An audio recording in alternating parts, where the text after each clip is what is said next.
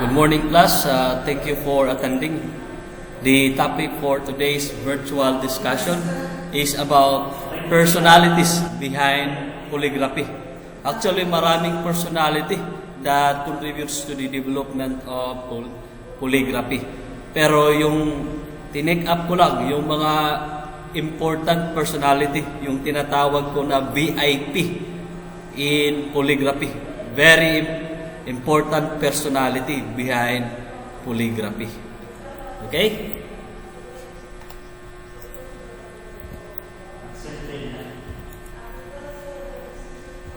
We have, of course, favorite personality of polygraphy being asked in the board exam. Ito yung mga personality na ito ay talagang naitanong na sa board exam. Kaya sabi ko nga ay mga VIP to sila. Hindi basta-basta. No? So my question here is that what are the VIPs most commonly asked in the board exam? Ano kaya yung mga taong to? Bakit sila favorite na tinatanong sa board exam? Okay, so we have the pioneers of polygraph. Pag sinabi pioneers, sila yung nauna na nag-rise ng study ng polygraph or scientific method in detecting deception. Okay? So we have Cesar Lombroso. Wow, si Cesar Lombroso, hindi lang pala siya sa Introduction to Criminology, hindi lang pala siya sa criminology. May contribution din siya sa polygraphy. Okay? So hindi lang sa criminology siya. He's the first person to have used scientific instrument to detect deception. Ang tinawag niya itong hydrospygmograph. Okay? So, hindi lang sa criminology, kasi sa criminology, alam naman natin na si Cesar Lombroso is the father of modern criminology because he is the first person to use scientific method in understanding the causes of crime. Kung sa criminology is scientific then, but scientific method in the studying the cause of crime. Whereas polygraphy, ang contribution naman niya is that scientific pa rin, scientific method, pero iba dito kasi in detecting deception. Yun ang kaiba na yung contribution ni Cesar Lombroso. Okay? Sino pa yung isa? Si John Augustus Larson. He is considered as the father of lie detection because he invented the lie detector na tinatawag niyang breadboard lie detector. So tinawag niya itong breadboard lie detector. Composed of two components, the pneumograph and the cardiograph. Okay, so dalawang component lang yung sa kanya, the pneumograph and cardiograph. Bakit siya naging father of lie detection? Kasi he is the first person together with Cesar Lombroso rise the development of polygraphy. Okay? Siya yung father of lie detection. Please take note, class. Kung pwede isulat ninyo kasi mga importante itong dalawa to. Kasi sila yung pioneers. Kung wala sila, walang polygraphy. Walang polygraphy ngayon. Because of them, may polygraphy tayo ngayon.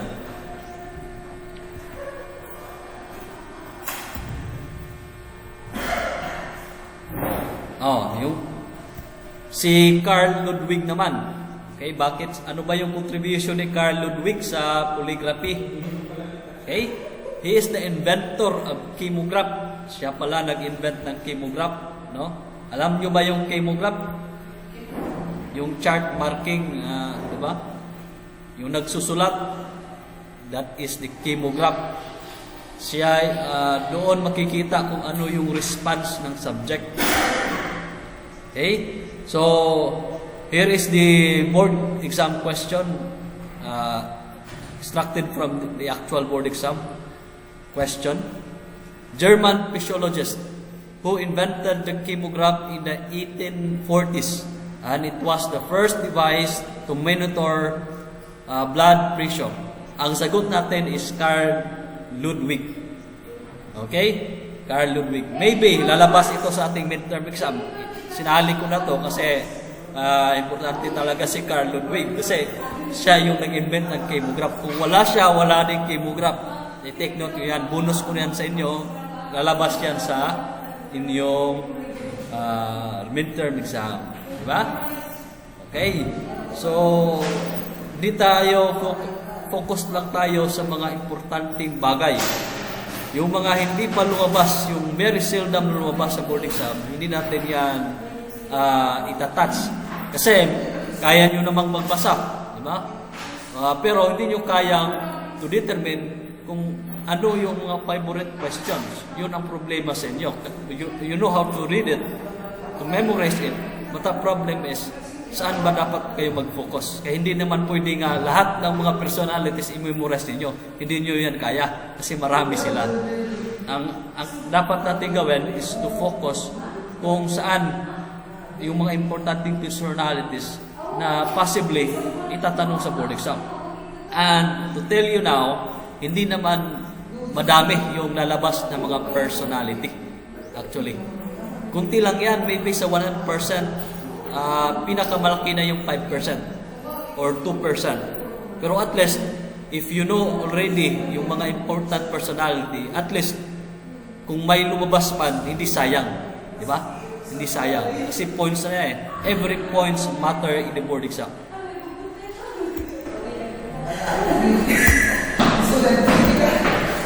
We have William Morton Marston. Ano naman yung contribution niya sa polygraph? He's the father of polygraph. Siya yung father of polygraph. Bakit siya naging father ng polygraph? Because he is the first person to testify in court using the result of systolic blood pressure.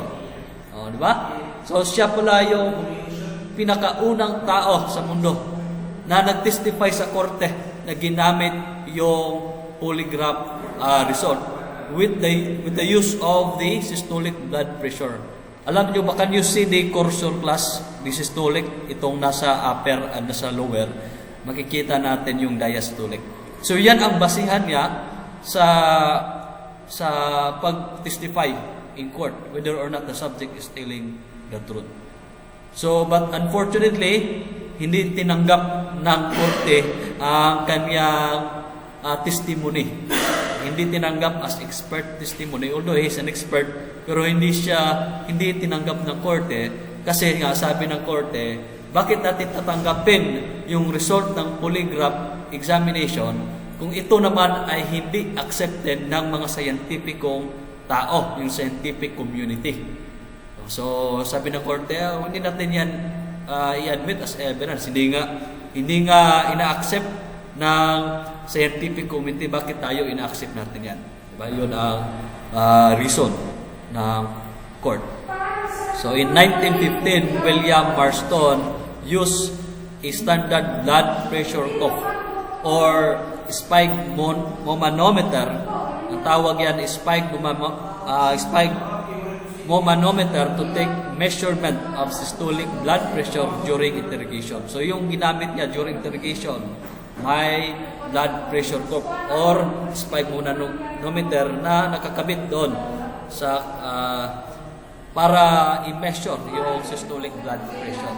At yan ang basihan niya para masabi na yung subject is telling the truth or not. Okay?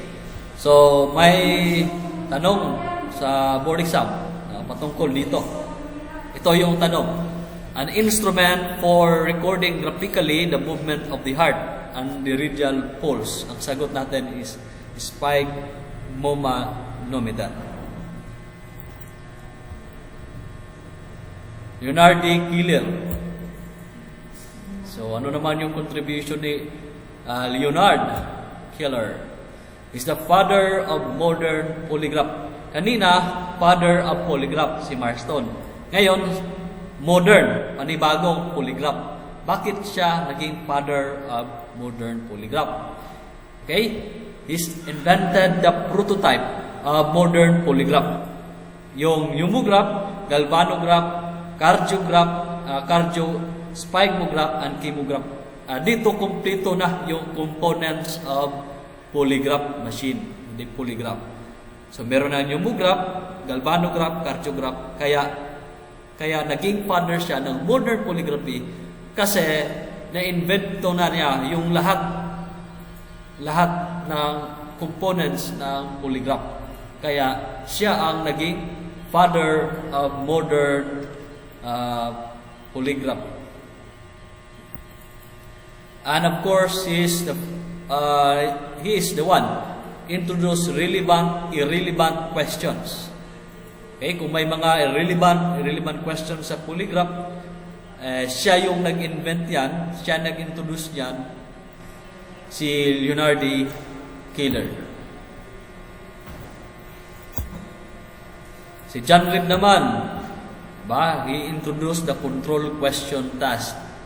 At siya din ang nagsabi that there is no such thing as perfect crime. Ano ba yung ibig sabihin ng statement na yan? It means meron talagang traces of evidence na makikita sa crime scene. So, walang perfect na crime.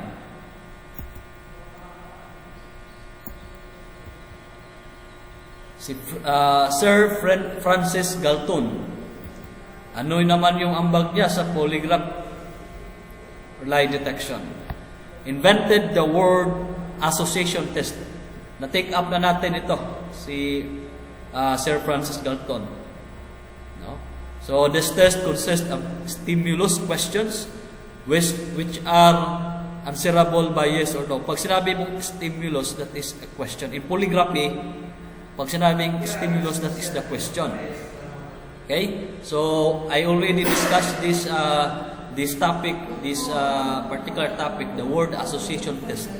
It concerns the time of response, no? Answerable by yes or no. Pag quick response on questions, ibig sabihin lang yan, it has nothing to do with the investigation. Pag delayed response, then ibig sabihin yan, konektado siya sa investigation. Clive Baxter introduced the zone comparison test. So, we will discuss zone comparison test maybe sa ating next topic discussion. Okay? So, Grover Clive Baxter, he is an American interrogation specialist for the CIA, a polygraph expert who devised the zone comparison test. Okay? Ganyan. So, we have a board question.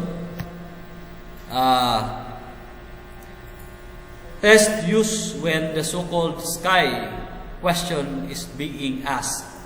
Ang sagot natin is Baxter zone comparison. Yung sky question, yan ay sakop or kasali sa tinatawag nating zone comparison test. Although it is not required na itanong yung sky questions. Ano ba yung sky? Actually, i-discuss natin yan.